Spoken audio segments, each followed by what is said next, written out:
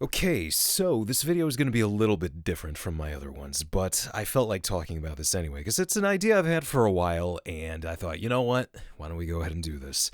Now, I don't know how many of you are old enough to remember 9/11 or how many of you were even born yet when it happened, but it's kind of hard to describe just how much changed because of it. The events of that day were such a major ordeal that even if you were a kid like I was, there was basically no getting away from it. And after witnessing or hearing of a national tragedy of such an enormous magnitude, people looked to entertainment for escapism, but at the time, changes still had to be made with certain types of entertainment, out of wanting to avoid reminding people of what was going on in the real world, or to remove elements that weren't intended to be provocative or insensitive. They were just pieces of fiction that now unfortunately were too close to what happened in real life.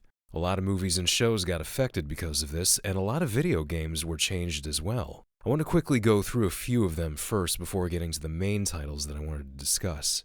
Let's start off with Propeller Arena for the Sega Dreamcast. That game was cancelled entirely. It was supposed to be about characters in World War II planes dogfighting over Chicago, which obviously had nothing to do with what happened in real life, but just the implication of aircraft flying over a huge city and close to tall buildings was not okay for Sega. Then you had a sequel to the PS1 Spider-Man game that originally had its final mission set at the top of the old World Trade Center. They had to change them into generic-looking buildings. The first version of Max Payne was released in July of 2001, and the Twin Towers could be seen in the background during some cutscenes. The console versions of the game came out in December of 2001, and the Twin Towers were removed. Tony Hawk's Pro Skater 3 had a stage set in an airport, and there were supposed to be terrorist NPCs, but they had to be changed into pickpocketers. Overall, with the exception of Propeller Arena, most of the issues with these games were cosmetic, but there were at least 3 major upcoming releases that saw significant issues as a result of September 11th. One game had the entire story altered since they still had the luxury of being a year away from release, but the other 2 were under consideration to be shelved completely at one point.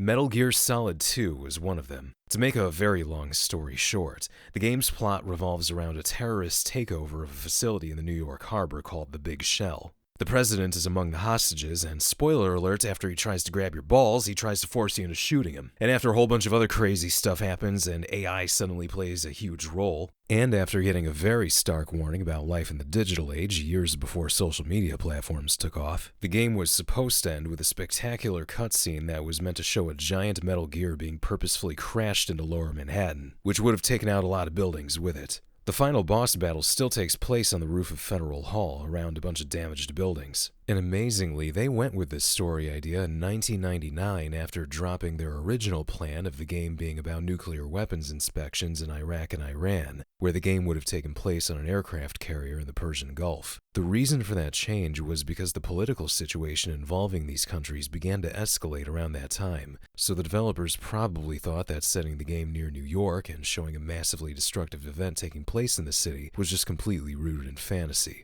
Wouldn't be the first time something like that was depicted in a game either. It was known for a long time that the cutscene featuring Lower Manhattan being destroyed was removed from the game. And in the Japanese versions, they also had to alter the spelling of the protagonist's name, Raiden. They changed it from katakana to kanji because the katakana version looked and sounded too close to the Japanese spelling and pronunciation of Bin Laden. A few years ago, Hideo Kojima gave an interview with a Japanese magazine, and he went into even more detail about the effect that 9/11 had on the game. It was taken extremely seriously at Konami, due to the fact that they had already known of the game's plot, and that this major and costly project was just a few weeks away from release in North America. Kojima said that after September 11th, lawyers had consulted him on the game's themes and content, and he was told that 300 changes would need to be made in order for the game to be considered fit for release. Konami's board of directors called him in to speak to him and ask him directly about the game's story. He said that as he described it in detail, he could tell from the looks on their faces that they were thinking, "This is not good." Kojima was nervous about this too. He was quoted as saying that he thought the game shouldn't have even been released in that period of time. He also said, "I have no other choice but to take responsibility and resign from the company." So yeah, the attacks literally almost got Hideo Kojima to cancel Metal Gear Solid 2 at the end of its development and then resign from Konami. But he was convinced to go ahead with the release by 2 key figures. One was the president of Sony Computer Entertainment, Ken Kutaragi, who said to him, "This is not a matter you should be ashamed of. you should go ahead and release the game. The other was Konami co-founder Kagemasa Kozuki. Kojima had emailed him to ask him about the situation, and Kozuki responded by saying, "I have made up my mind. The game should be released." What are your thoughts? And that pretty much settled it for Hideo Kojima, and Metal Gear Solid 2 was released in November of 2001. Meanwhile, story changes to another game that was in development around the same time in Montreal were also being heavily considered. The game in question was Tom Clancy's Splinter Cell, which was still a year away from release at that point. The game's director, Francois Coulon, mentioned that after 9/11, Ubisoft asked the developers to change the antagonist's country of origin from Azerbaijan to Georgia.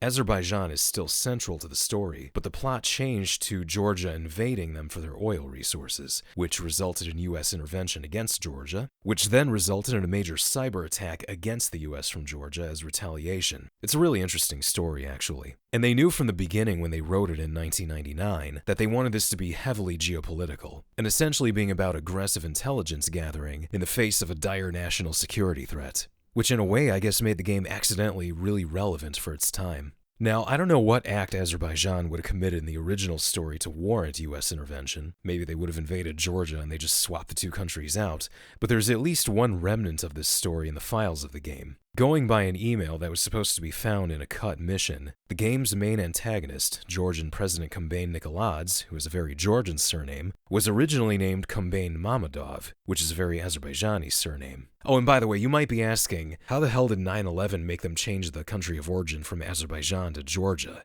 Azerbaijan had nothing to do with 9/11. Ubisoft's reason for the change isn't entirely clear, with the game's director just saying that they had been advised to change countries because it wasn't clear what was going to happen to the world in the next few months. Azerbaijan is also a Muslim-majority country. Although very secular, it might have been another factor on its own in the decision to change it. While they wanted to feature places in the game that a lot of global audiences weren't familiar with, I think they were also trying their best to limit any confusion or controversy, especially with how little people might have known of these places back then. Azerbaijan is in the Caucasus, but in the early 2000s, before we all had Wikipedia right at our fingertips, they probably thought, how many people are really going to know that? Hell, how many people have even heard of Azerbaijan? Or the fact that there's a country called Georgia. In 2001, especially here in the US, I'm willing to bet, not many. Ubisoft are remaking this game too, but they also said it's going to be rewritten for a modern audience. I don't know what that's supposed to mean, but I wonder if they're going to be changing the countries around again.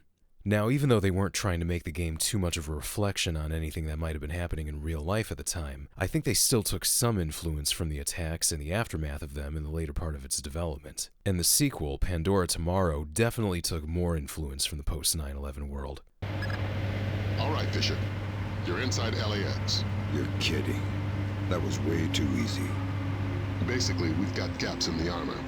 I guess it was hard not to, given what these games are about. And for the last game for us to talk about, there's Grand Theft Auto 3. You might know about this already if you've watched my channel before, but I'll go ahead and talk about this again for a little bit. While the setting is only loosely influenced by New York and it never featured the Twin Towers to begin with, Rockstar's main offices at the time were located less than a mile from the former World Trade Center. Any work that needed to be done on the game from New York literally couldn't happen because the entire area was shut down and blocked off from anyone but emergency personnel. But work could still continue in Scotland at DMA Design, which is now Rockstar North. They actually briefly floated the idea of just shelving the game, at least until enough time had passed. But thankfully, they decided to go ahead and release it, but a few changes still had to be made. One of the most prominent changes was the fact that the police cars were redesigned in the game. They initially resembled the old NYPD paint jobs that were used in the 90s up until around 2000. Even though the NYPD had switched to a different look by 2001, the designs still looked too close to the NYPD for comfort. They changed them to the generic black and white police car look, the kind that you can find at a lot of police departments all across America. Another big change was the removal of destructible commercial airliners. A trailer for the game that was only shown in Germany depicts the player firing a rocket at a plane, causing it to explode. That is something that obviously would not have gone over well had they released the game like that back then. It was controversial enough, so just imagine the ammunition that you'd be giving every lawyer for that. The planes were kept, but the ability to destroy them was removed. In fact, you can pass right through the planes if you try to even go up to them. One final alteration is one that's stuck with the franchise ever since. The cover art for the game in the UK looked like this, but they originally planned on that being the cover for the entire worldwide release. But it was thought that it looked too violent after 9/11, so one of the artists at Rockstar, Stephen Bliss, came up with this alternative cover for the North American release. It turned out to be an iconic design, and it's one that the franchise has stuck with ever since.